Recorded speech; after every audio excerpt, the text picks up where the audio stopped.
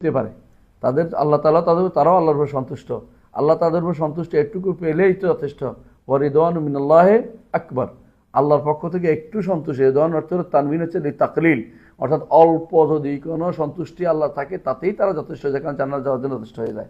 কারণ আল্লাহ দ্বারা সন্তুষ্ট শুধু জান্নাতের জন্য করে হবেন। সুতরাং বোঝা গেল যে এদের যেহেতু এত সব কি আছে, নেক আছে, সুতরাং তাদের গুণে এমনিই মিটে গেছে। আগের যেগুলি সেগুলির কারণে এগুলি তাদের সেই সমুদ্রের ভিতরে ঢিলের মতো, ঢিলের মতো হারিয়ে গেছে গুণাগুলো। সুতরাং এগুলিকে আর আলোচনার বিষয় বানানো জায়েজ নাই। বুঝে আসছে কেন আলোচনা করতে হবে না এটা? وقد ثبت بقول رسول الله صلى الله عليه وسلم أنهم خير القرون وأن المد من أحدهم إذا تصدق به كان أفضل من جبل أحد ذهبا ممن بعدهم أنهم خير القرون হাদিসটা হচ্ছে খায়রান নাস কারনি, আরেকটা আছে এগুলোকে বিতর্কিত করে তোলা। সাহাবায়ে কেরাম আমাদের কোরআনের হামেল, আমাদের হাদিসের হামেল, দ্বীনের হামেল, দ্বীন বহন করছেন, কোরআন হাদিস বহন করে আমাদেরকে পৌঁছেছেন। তাদের সমালোচনা করার অর্থ হচ্ছে আমরা কি করি, আমরা বিতর্কিত করে ফেলছি দ্বীন কোরআন। মুদ কি? এরদুন নিলে মুদ, এরদুন নিলে এক মুদ, মানে যেটাতে যতই আপনি ডুলেন না পড়া পর্যন্ত দুপুর হইতে পারেন সবটা এক মুদ, দুই মুষ্টি, বুঝছেন নি? তো এটা এক সাধারণ মানুষের, বড় মানুষের না, আবার ছোট মানুষের না, মধ্যম মানুষের এক মুদ। এটা হিসাব করে দেখা গেছে এটা হচ্ছে যদি ওজনে হয়, অনেক সময় 2 কেজি 400 হয়, অনেক সময় 2 কেজি 40 হয়, কখনো 2.5 কেজি, কখনো 3 হয়। কারণ আসলে ওজনের জিনিস না, এটা হলো মাপের জিনিস, পরিমাপের জিনিস। পরিমাপ আর ওজন তো এক জিনিস না। পরিমাপ হলো একটা বাটখারার মতো, যেটা দিয়ে এতগুলি দিলাম একসাথে। এই জন্য এটা মুদটা হচ্ছে, আলহামদুলিল্লাহ মুদ আমাদের কাছে আছে, এখন আপনারা জানেন। এবং মুদটা হচ্ছে প্রায়, এটা বলতে পারেন প্রায় 750 গ্রাম হয়, লিটার পানির মতো। লিটার পানি যদি পুরে দূর হয়, এটা একটা পাত্র। এই পাত্রের ভিতরে যেটা ঢুকাবেন ওইটা অনুসারে ওজন হবে। ভারী জিনিস ঢুকাইলে ওজন বাড়বে, হালকা জিনিস ঢুকাইলে ওজন কমবে। ওজন দিয়ে এটা মাপা হচ্ছে না। খেজুর দিলে পুরাইলে ওজন কম হবে, কিন্তু আপনি যে কোনো ভালো চাউল দেন ওজন বাড়বে, গম দিলে ওজন বাড়বে, আটা দিলে ওজন কমবে। তাহলে ওজনের জিনিস না, এটা কিসের জিনিস? পরিমাপের জিনিস। এজন্য রাসূলুল্লাহ সাল্লাল্লাহু আলাইহি ওয়াসাল্লাম বলেছেন যে ইন্নাল মুদ্দা মিন আহাদিহিম, তাদের একজনের পক্ষে একটা মুদ যদি কোনো সদকা করে, ইজা তাসাদ্দাকা বিহি কানা আফদাল, উহুদ পাহাড় সদকা করার চেয়েও সেটা কি উত্তম। উহুদ পাহাড় সদকা, উহুদ পাহাড় দেখছেন কত বড় জানেন? 7.5 মাইল,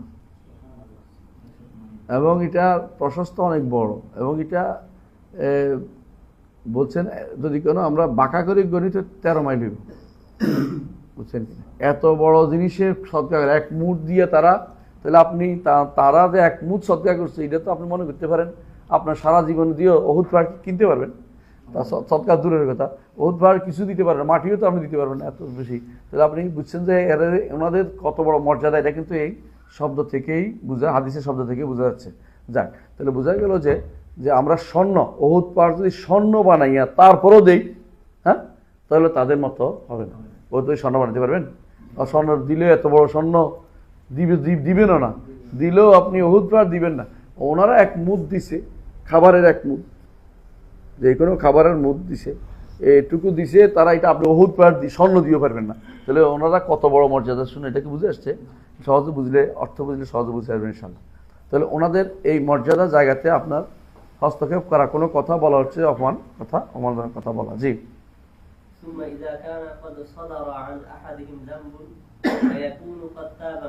এখন বলতেছে মেনে নিলাম যদি গুনাহ হয়ে যায়, তারা সাধারণত এর থেকে তওবা করার তৌফিক পেয়েছেন, অথবা এমন নেক কাজ করেছেন যার পরে সেটা কি হয়েছে, মিটে গেছে।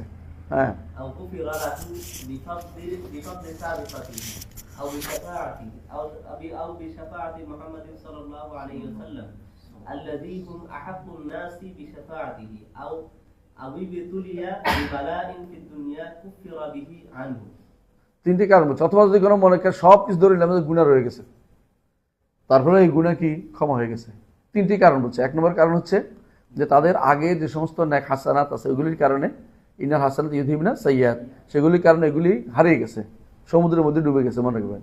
আরেকটা হচ্ছে অথবা যদি থেকেই গেল, মুহাম্মদ রাসূলুল্লাহ সাল্লাল্লাহু আলাইহি ওয়াসাল্লাম সুপারিশ তাদের নসিব হবে। কারণ মুহাম্মদ রাসূলুল্লাহ সাল্লাল্লাহু আলাইহি ওয়াসাল্লাম বলছেন, আহাক্কুন নাসি বিশাফাআতি মান ক্বালা লা ইলাহা ইল্লাল্লাহ সাদিকাম মিন কলবি। আমার উম্মতের মধ্যে তারাই আমার সুপারিশ পেয়ে ধন্য হবে যারা অন্তঃস্থল থেকে কি বলেছে, লা ইলাহা ইল্লাল্লাহ ইখলাস হতে বলেছে। আর এর মধ্যে শেষ সবার আগে কারা? সাহাবায়ে কেরাম, নিঃসন্দেহে। অথবা 3 নম্বর, যদি বলে এটাও না সুপারিশ আগেও আরেকটা জিনিস আছে, দেখি তাদের এমন সব বিপদ হয়েছে যে বিপদের কারণে পরীক্ষিত হয়েছে, পরীক্ষার কারণে তারা কি হয়েছে, তাদের কাফারা হয়ে গেছে, এই গুনার কাফারা হয়ে গেছে।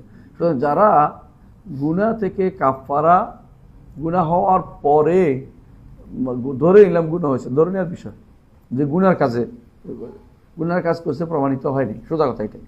ধরে নেওয়ার পরে যদি কোনো এরকম, তারপরে তো সেটা কি হয়ে যায়, ক্ষমা হয়ে যায়। হ্যাঁ হ্যাঁ, যদি এটা হয় মুস্তাহিদিন, যদি এটা হয় একবারে যেটা একদম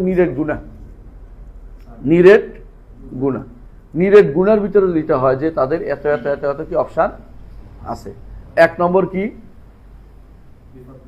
বেফাদলে সাবেকাতি, তারা গুনাহ মাফ হয়ে গেছে আগের কারণে। 2 নম্বর হচ্ছে শাফাত। 3 নম্বর হচ্ছে উবতুলিয়া বিবালা, তাহলে গুনাহ হইলেও তাদের সাবেকার মধ্যে এটা কিছুই না, আগের ভালো কাজের মধ্যে এটা এই আঘাতটা, এই দাগটা কিছুই আসা যায় না।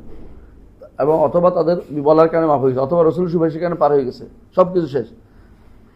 এটা গুনাহ যদি হয়, কিন্তু যদি গুনাহ না হয়, যেটা ইজতিহাদের জায়গা, আমরা এতক্ষণ বলছি কি এটা আসলে সবগুলি ইজতিহাদের জায়গা, এগুলি কি সবগুলি যেগুলি তাদের কি হয়েছিল, যেখানে তাদের কি হয়েছিল, পরস্পরের মধ্যে মনোমালিন্য বা কিছু একটা ঘটছিল, সাজারা বাইনহুম, সমস্যা হয়েছিল, এগুলি সবগুলি ইজতিহাদের জায়গা ছিল। হ্যাঁ, ইজতিহাদের জায়গা ছিল। ইজতিহাদের জায়গা হইলে হ্যাঁ, ইন আসাবু ফালাহুম আজরান ওয়া ইন আখতাউ ফালাহুম আজরুন ওয়াহিদুন ওয়াল খাতাউ মাগফুরুন। আর যদি শুদ্ধ হয়ে থাকে ইজতিহাদের মধ্যে তাহলে 2 সওয়াব, আর যদি ভুল হয়ে থাকে তাহলে 1 সওয়াব এবং ভুলটা মাফ। ভুল হইলে 1 সওয়াব এবং ভুলটা মাফ, বুঝা যাচ্ছে কথাটা? তাহলে এদেরকে আপনি, কারণ এরা ইজতিহাদের যোগ্য, সবাই ইজতিহাদ করার যোগ্য, তাদের ইজতিহাদের যোগ্য না হইলে তাহলে কিন্তু তারা গুনার ভিতরে পড়তো।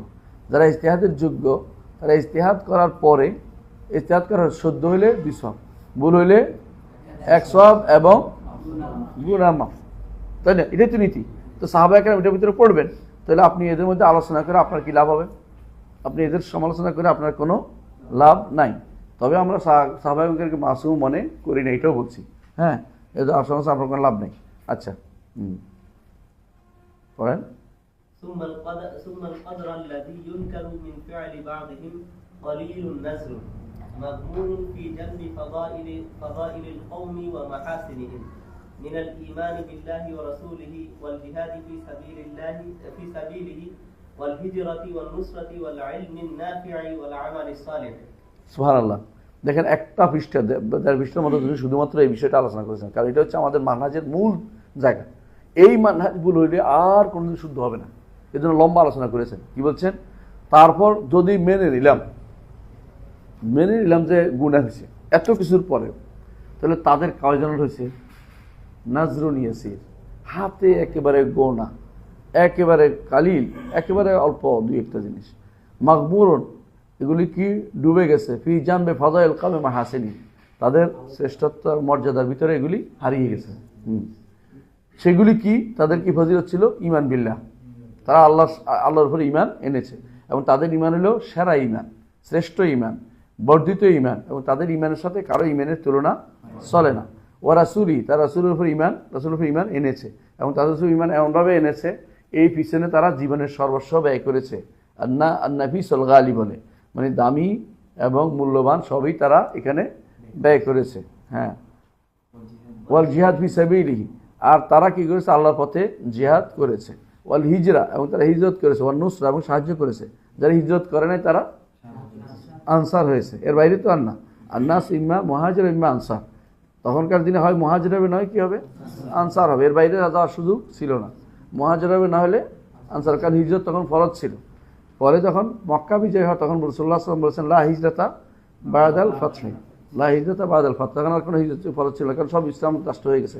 কিন্তু সাহাবায়ে কেরাম যখন ঈমান এনেছে তখন তাদের জন্য ঈমানটা ছিল কি, হাতের মধ্যে অঙ্গার নিয়ে চলাফেরা করা, আরো কঠিন, আরো কঠিন। ঈমানের কথা বলতেও তাদের জন্য জীবন নাশ হওয়ার সম্ভাবনা বেশি, শুধু মুমিন বলার মধ্যেই। ওয়াল ইলমুন নাফি, আর তারা যদি এগুলির পরেও আর কি করেছেন, তারা অতিরিক্ত যোগ্যতা ইলমুন নাফির প্রচার প্রসার করেছেন, উপকারী ইলম সবসময় দিয়ে বেরিয়েছেন। ওয়াল আমালুন সালেহ, এবং সৎ আমল করে গেছেন। সুতরাং ওনাদের আলোচনা সমালোচনা করা অর্থ হচ্ছে নিজের বিপদ নিজে ডেকে আনা। ওয়ালা ইয়াদুরু ইল্লা নাফসা, নিজেকে ছাড়া কাউকে সে ক্ষতিগ্রস্ত করেনি। দুর্ভাগ্যবশত কিছু মানুষ মুখে বলবে যে সাহাবায়ে কেরামের পদাঙ্ক অনুসরণ করে চলে। আকীদার ক্ষেত্রে আসলে সাহাবায়ে কেরামকে তারাই মানে না, তারাই মানে না। তারা সাহাবায়ে কেরামের কথা খুব বলে, সাহাবায়ে কেরাম এটা করবে, সাহাবায়ে কেরাম আকীদার যে মানহাজ দেখিয়েছে তারা সেটা মেনে চলে না, বুঝছেন তো। আবার দেখুন সাহাবায়ে কেরাম হাদিস বর্ণনা করছে, তারা সেখানে এসে বলবে উনি তো ফকিহ ছিলেন না, অপমান করতেছে, এটা বলে। আবার অমুক তো এটা ছিলেন না, অমুক তো এটা বুঝে নাই, অমুক তো এটা করে নাই, এই জাতীয় কথাবার্তা বলে তারা কি করে, যে সমস্ত সহিহ খবর ওয়াহিদ আছে এগুলোকে তারা নিতে চায় না। এর অর্থ তারা কিন্তু সাহাবায়ে কেরামকে সম্মান করে নাই, বুঝে আসছে। সাহাবায়ে কেরাম মানহাজের বাইরে তারা সারাদিন চলে, এবং সাহাবায়ে কেরাম করেন নাই বলে তারা খেপে যায় যে সালাফি বলতে ওই সালাফি বুঝাচ্ছি না, সাহাবায়ে কেরামের উপর না মিথ্যাচার করতে তারা ওস্তাদ, বুঝে আসছে। আকীদার ক্ষেত্রে সাহাবায়ে কেরাম থেকে কোনো তাউইল সাব্যস্ত নাই, কোনো তাউইল সাব্যস্ত নেই, কোনো তাহরিফ সাব্যস্ত নেই, বুঝে আসছে, কোনো তাতিল সাব্যস্ত নেই, কোনো তামসিল সাব্যস্ত নেই। আকীদার ক্ষেত্রে সাহাবায়ে কেরাম থেকে এগুলি একটাও সাব্যস্ত নাই। আকীদার ক্ষেত্রে মাজাজ বলা সাহাবায়ে কেরাম থেকে সাব্যস্ত নাই। আকীদার ক্ষেত্রে সাহাবায়ে কেরামের ক্ষেত্রে আকীদার ক্ষেত্রে সাহাবায়ে কেরামের থেকে ইস্তিআরা বলাও সাব্যস্ত নাই। আকীদার ক্ষেত্রে এই জাতীয় কথাগুলি যারা বলে এগুলি সাহাবায়ে কেরামের নীতি বিরুদ্ধ। এগুলি করার পরে কেউ যদি বলে যে আমি সাহাবায়ে কেরামের পদাঙ্ক অনুসরণকারী, তাহলে মুখের কথাগুলি। আর বেশিরভাগ বেদাতি, বিশেষ করে আশারি মাতুরিদি, এই গোষ্ঠীর মধ্যে মুখের দাবিতে তারা অন্তত এটা ঠিক রাখছে যে কি, আমরা সাহাবায়ে কেরামকে সমালোচনার তীর বানাবো না। কিন্তু তারা যখন বাস্তব জীবনে আসে বা আকীদা ও মানহাজের ক্ষেত্রে আসে, ধীরে ধীরে তারা এই পথ থেকে দূরে সরে যায়। তবে একটা ভালো দিক হচ্ছে সরাসরি তারা সাহাবায়ে কেরামের সমালোচনা করে না। এর বাইরে তারা সরাসরি সাহাবায়ে কেরামের সমালোচনা করে বিশাল একটা গোষ্ঠী আছে, তারা কি পথভ্রষ্ট, তারা কি পথভ্রষ্ট। এমনকি কখনো কখনো তারা কুফরিতে লিপ্ত হয়ে যায়, নিজেরাও জানে না যে তারা কুফরি করে বেড়াচ্ছে। কথা বুঝতে পারছি? জি, সামনে পড়ি।